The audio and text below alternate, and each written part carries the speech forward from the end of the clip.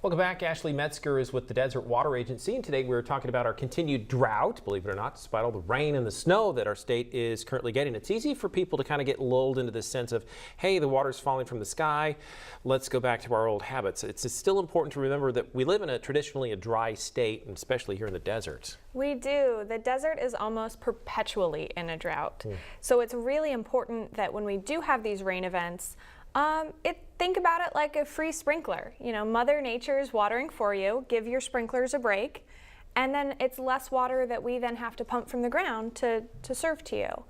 But certainly it's a little bit confusing for people when they're hearing about all the rain and snow up north and then experiencing a lot of rain here. I mean, this is the most rain I can remember for several years, but that's because we've been in a drought for 5 years. Sure. And it's important to remember that we don't get the water that we take from our taps doesn't necessarily come from our local rainfall. They're kind of disconnected in a sense here in the desert. Well, they are, because the rainfall isn't really, it percolates back into the groundwater table, but that's the overwhelming majority of our water supply.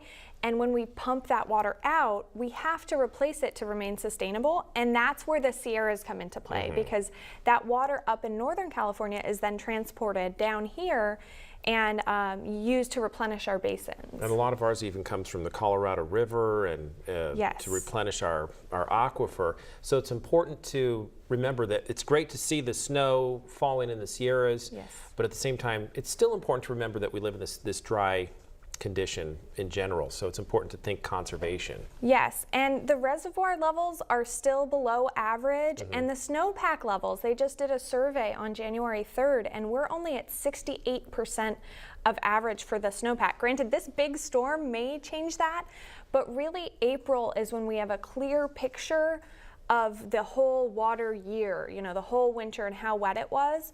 But we're in good shape because February and March are traditionally wetter months. So we still have a lot of potential. Even though we're at 68% of average now, we could round out the year at average, which would be great after 5 years below average. Yeah, you have to kind of make up for that deficit for all that time that we haven't been getting a good amount of precipitation.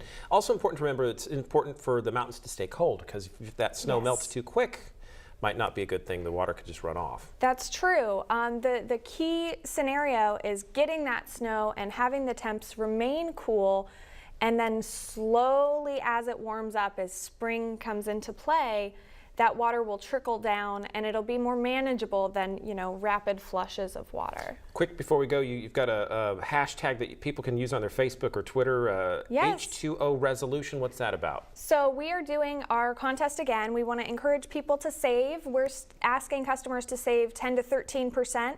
And if you use the hashtag H2O resolution on Facebook, YouTube, Twitter, tell us how you're going to save in 2017.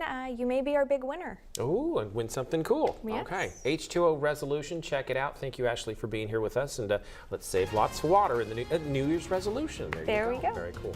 Top stories coming up next. You're watching the Desert's News Leader.